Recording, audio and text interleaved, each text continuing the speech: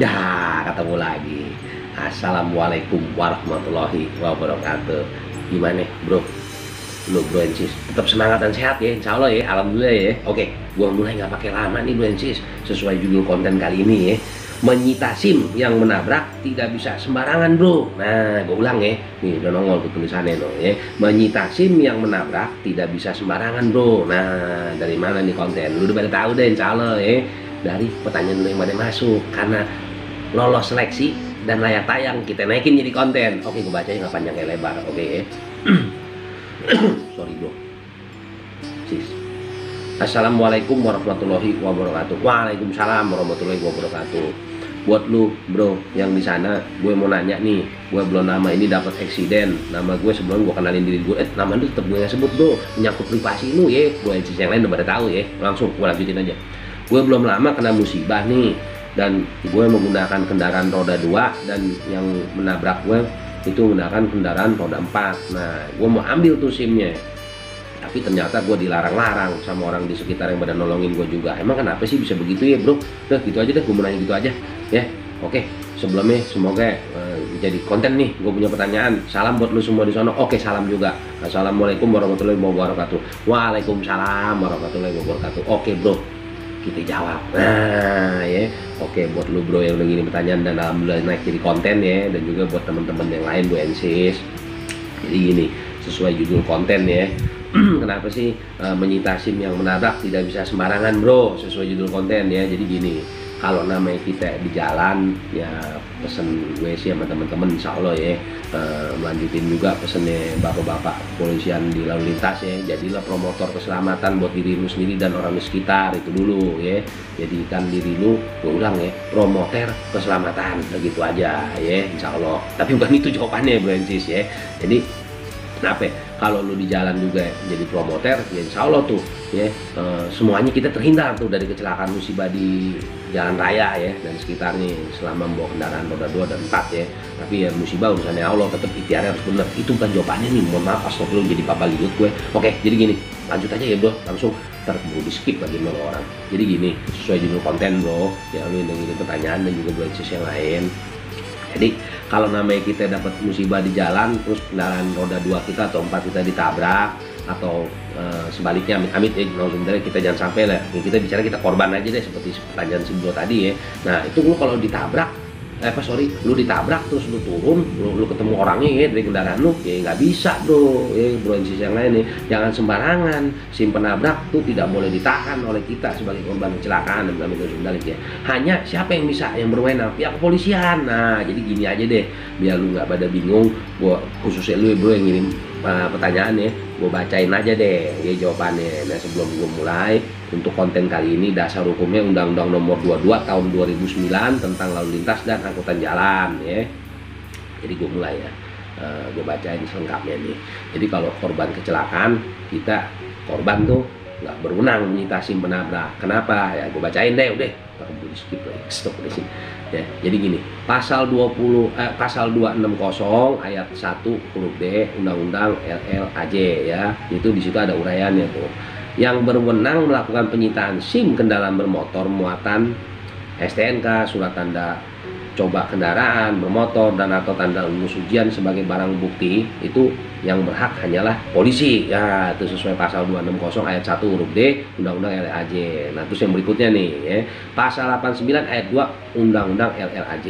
Polisi juga berwenang menahan sementara atau mencabut SIM sementara sebelum tindak pidana yang dilakukan pengemudi itu diputus oleh pengadilan ya, buat yang nabrak tuh ya insya Allah ya. Nah terus pasal 236 Undang-Undang LLAJ, sebagai gantinya korban dapat meminta kontak penabrak sebagai wujud itikat baik. Pihak yang menyebabkan terjadi kecelakaan lalu lintas wajib mengganti kerugian yang besarannya ditentukan berdasarkan putusan pengadilan ya.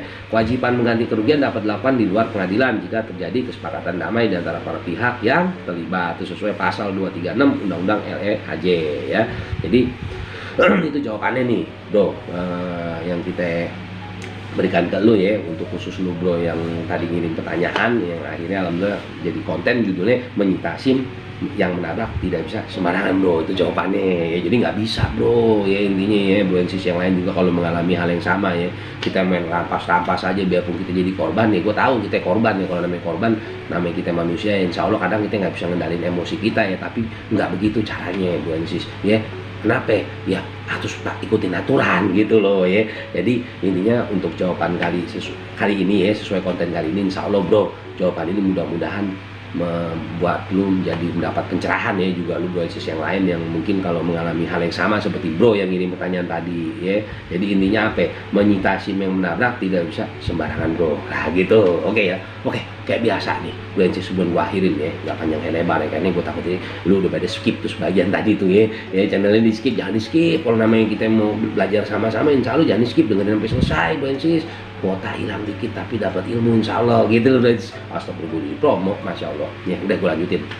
Jadi bro and sis, seperti biasa khusus lu juga bro yang udah ngirim pertanyaan, kalau khusus lu dulu nih bro ya, kalau ternyata jawaban kita yang udah kita berikan lu dan jadi konten lu masih belum puas, lu kirim lagi deh pertanyaan yang lebih detail dan lebih spesifik, nanti kita bahas lebih detail lagi ya, dan nyambung konten yang sekarang gitu loh. Nah buat lu nih bro and sis yang baru ketemuin konten ini ya, mungkin bingung, biar pertanyaan gue bisa naik jadi konten bagaimana ya. Nah lu kirim nih pertanyaan lu ke email ini di nongol nih, supersemalopom@gmail.com. lu kirim ke sono nih bro and sis ya. Dan juga bro and sis, mohon maaf nih kalau yang pertanyaan lu belum dijawab, sabar ya, karena ngantri ya, kita pasti jawab insya Allah. Dan biasa kalau yang pertanyaan lu kita seleksi, gue sama teman-teman Super Semalopom Podcast Team seleksi ternyata layak naik jadi kontennya, naik jadi konten kayak gini. Tapi kalau yang nggak layak ya, kita tetap jawab lewat email gitu ya bro and sis ya. Nah dan juga nih bro and sis, buat lu yang baru ketemu channel ini, jangan lupa ya diklik subscribe, diklik loncengnya biar dapat notifikasi. Jadi kalau updatean kita naik ya untuk konten berikutnya, lu bisa jadi yang pertama nonton ya, masya Allah. Dan buat lu terima kasih ya bro and sis kalau yang udah masih setia di channel kami ya. Tapi jangan lupa kalau lu udah pada subscribe dan klik ya, jangan lupa bro and sis dibantuin share linknya ya, biar apa, biar kita bisa membagi dan mengedukasi bro and sis kita yang lain insya Allah ya. Karena maksud dan awal tujuan kita dari awal nih teman-teman Super Semalopom Podcast ya, kita semua yang di sini tuh memang dari awal tujuannya apa, untuk mengedukasi masyarakat sambil kita belajar hukum insya Allah ya bro and sis ya. Dan ke depan insya Allah bro and sis, untuk kali ini gue tambahin dikit, mohon maaf ya.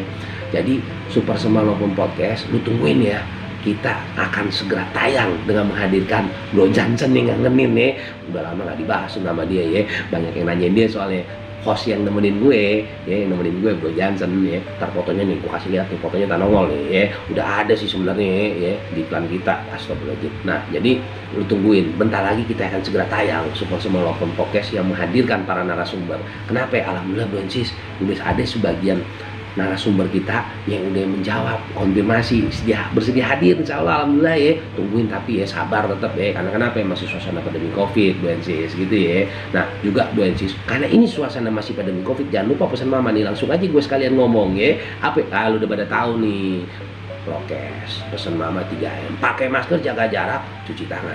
Kalau lu baru aktivitas dari manapun lu di luar, pulang ke keluarga lu atau ke rumah lu, jangan lupa ya salinan yang bersih, betul bro sis, lu udah pada tahu tuh ya. Dan jangan lupa tiap pagi biasain insya Allah ya, apa olahraga dan jaga pola makan dan hidup lu biar tetap sehat dan semangat bro sis. Oke, nah sebelum gua pamit bro sis, ini kayak biasa nih, apa ini, bersihin hati lu, bersihin pikiran dan disiplin. Kenapa? Insya Allah bro sis, kalau lu bersihin hati, bersihin pikiran dan disiplin di setiap kegiatan lu keseharian dalam beraktivitas, lu akan terhindar bro sis dari apa? Nah udah pada tahu, dari permasalahan hukum yang bisa timbul dan pelanggaran lainnya terhadap diri lu ya gitu. Jadi jangan lupa bro sis, bersihin hati, bersihin pikiran, disiplin. Udah gua pamit dulu deh, kayaknya lu udah mulai pada bete nih bro sis. Assalamualaikum warahmatullahi wabarakatuh.